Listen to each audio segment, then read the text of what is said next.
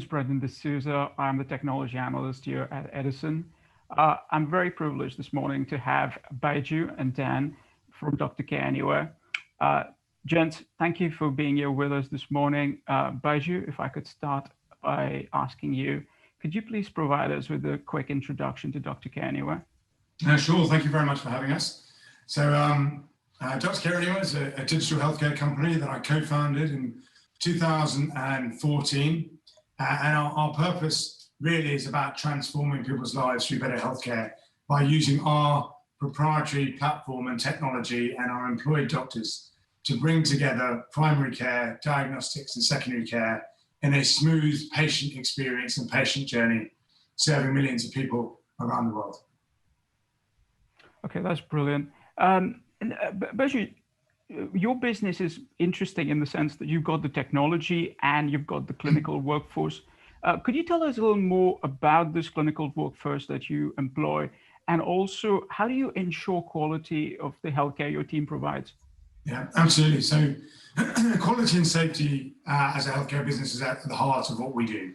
And as a clinician myself, it has been part of the philosophy of what we've built this business. And we think about quality in three different ways, really. So one is the people, second is the systems, and third is governance. So with the people, we have over 200 clinicians already are working for our company. They are GPs, they are specialists, they are pharmacists, they are nurses. And the first thing to do, of course, is to attract the very best, so our patients know that they're getting the very best doctors.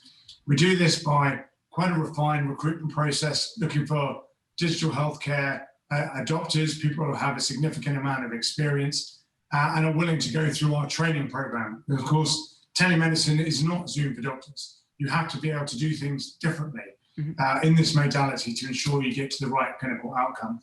So we spend a significant amount of investment and time on training our clinicians who come onto our platform and making sure they have the tools to be as good as they can be. The second, with the systems, uniquely, we have embedded clinical decision support tools into our platform.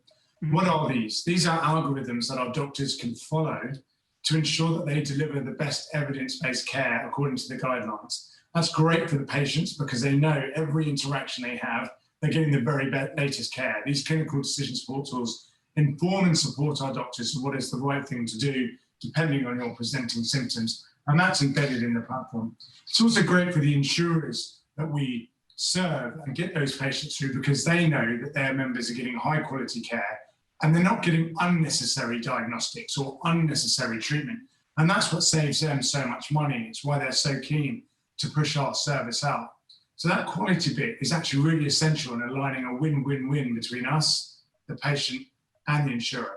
And then finally, we spend a huge amount of time on our governance. We have an independent clinical governance committee of experts who oversee and support the company in ensuring that our doctors are prescribing, referring, and acting in the very best way to the highest standards. And of course, the UK regulator CQC has recognised that we're good across every parameter of care and will continue to strive to be excellent in what we do. Okay, that's really interesting. One of the things that is very striking with Dr. Care Anywhere is you've successfully tied up with large health insurers, people like AXA, and more recently with Allianz. What is the unique proposition that you guys provide that has led you to win these big insurers as clients? Yeah, absolutely. So there are two things I think that, or three things perhaps that differentiate us. One is the first thing that you asked about, quality. And a lot of people are approaching digital health as just convenience. And whilst that is incredibly useful for the end patient, quality is the thing that will really stand out over time. And that is where we focus our efforts, making sure that the experience is high quality, the platform is high quality, and the actual clinicians and the clinician interaction is high quality. So that was the number one thing. But the second is because we focus on the whole patient journey. As I said, we bring together primary care, diagnostics, and specialist care. Why is this important to the insurer? It means actually that their members, first of all, get a much patient journey throughout on a single platform, not just the GP. We do all those bits, we order the diagnostics, we review the diagnostics, we have our own specialists review those results. But fundamentally, it changes their economics because we're able to reduce the amount of outpatient appointments that are unnecessary for the patient.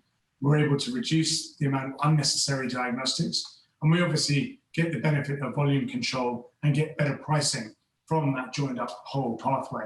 And that is what's driving savings, where we hope to target almost 20% of savings for the insurance companies. And that's a huge amount for them. And that's why some of the biggest insurers in the world have chosen us over perhaps other people in the space. Okay. Thank you. How has COVID-19 impacted your business, negatively or positively? Yeah, so clearly it has had a huge impact. I think the thing to recognise here is that digital health as a market, the structural shifts that have enabled that to become so exciting started far before COVID. The drivers for the adoption of digital health, of course, are a demanding consumer base, ever more in healthcare, chronicity of disease, the importance of moving healthcare out of the hospital into the community, and of course, medical cost inflation have all been big drivers for the adoption of digital healthcare. When COVID came along, it really drove that adoption in a way that perhaps wouldn't have happened for another 2-3 years. So it wasn't the cause of the structural shift. What it was is fuel on the fire that has really sped up the adoption, both from a clinician perspective and a patient perspective. And of course, we saw more than 300% growth as a result of that over that period of time, which has been fantastic for our business. And now we're seeing that repeat and continued use and faster adoption. So it hasn't been the root cause of the structural shift, but it's certainly sped it up. And now we're seeing probably what we would have expected to see in 18 months or 2 years' time has happened in 2020. Okay, thanks, Baju.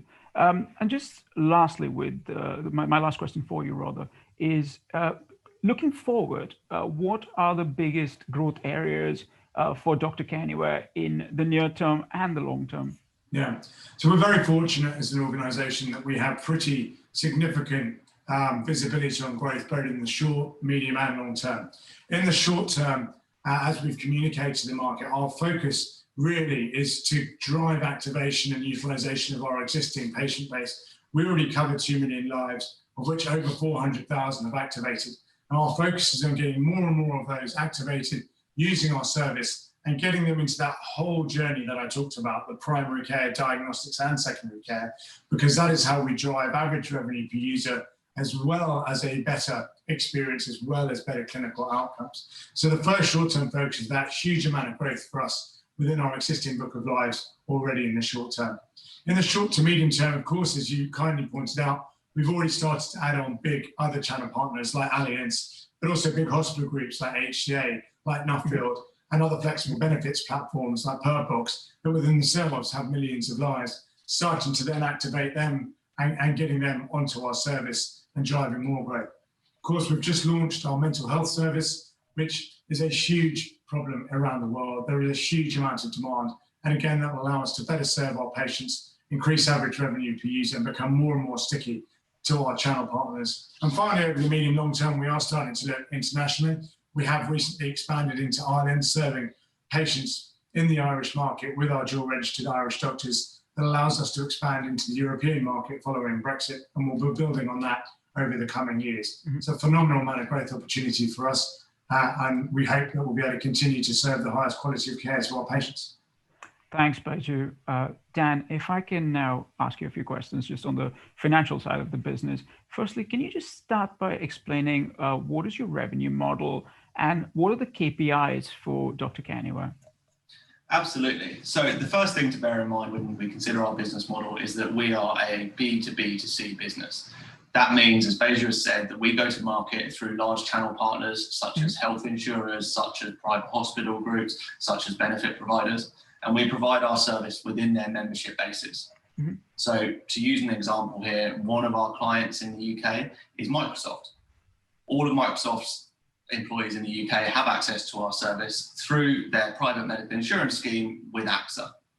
So we provide our services through our channel partners to those end users, predominantly in the corporate space. In terms of how we generate revenue from that, at the moment, we predominantly generate revenue from the provision of clinical services on a utilisation basis. We get paid for delivering GP consults, specialist reviews and the like. The core of that is the GP consult. That's the entry into our ecosystem through which you can get referred onwards for additional services. Mm-hmm. Now, as Baju mentioned, this is a really important part of our business, is our ability to refer people from that initial consult into the additional services we provide. this is where we're differentiated from a lot of other people in the space. We have the ability, through referring from a GP consult for a diagnostic test onto one of our specialist reviews, onto a follow-up GP consultation, to significantly drive additional revenue from our patient interactions, whilst also delivering better patient outcomes. In terms of what are the KPIs for the business, Beja has already touched on them earlier, but just to reiterate, first one we think about is eligible lives. Now, eligible lives are the number of people who have access to our service. Going back to the example I used a minute ago, that would be the Microsoft employees who have a private medical insurance scheme with AXA, who then have access to our service. These are all the people that could tomorrow go and use our service if they want. They could activate their account, they could have a consultation at no additional cost to themselves.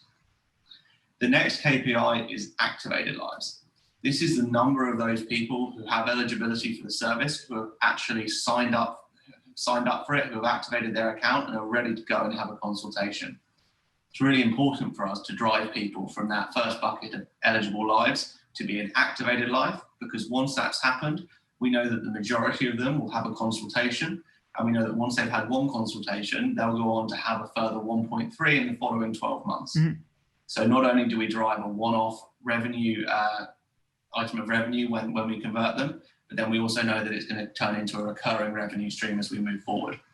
And then finally, consultations. As I mentioned before, we primarily generate our revenue at the moment from the provision of consultations. So that's a really key metric, as it's a key driver of our revenue. Brilliant, Dan. Dan, this just takes me to my last question. You published your first set of quarterly numbers since coming to market in December. So you published it last week. And this showed really robust triple-digit growth. Could you just talk us through the key highlights from this fourth quarter 2020 update, please? Yes, absolutely.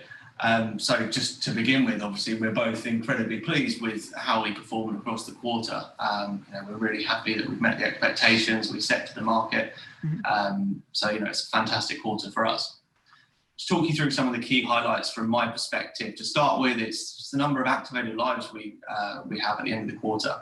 We drove that up to just north of 430,000, which was 24% above our forecast. Now, the way we did this was the way in which we always drive activation across our membership base. It's working with our partners, with the health insurers, with the hospital providers, with the HR departments at the employers, to drive awareness of the service and drive activation. Now, that's really important for us to drive those activated lives, because in doing so, we drove higher consultations. In the quarter, we delivered 74,000 consultations, which was 17% above our forecast for the period. Really happy with how that's turned out. And then what that translates into is higher revenue. So our revenue for the quarter was 3.8 million, which was 20% above our forecast. Now that is the impact of the drivers that I mentioned earlier, of the KPIs, how that flows through. We had more eligible lives, we drove higher activation. For those that were activated, we drove consultations, and then our revenue, and you see the impact on our revenue. Okay, brilliant. Thank you very much, gents. Thank you once again for being here today with us. That was a very good introduction to Dr. Kaniware, and good luck for 2021. Thanks, Brendan. Thank you very much for having us.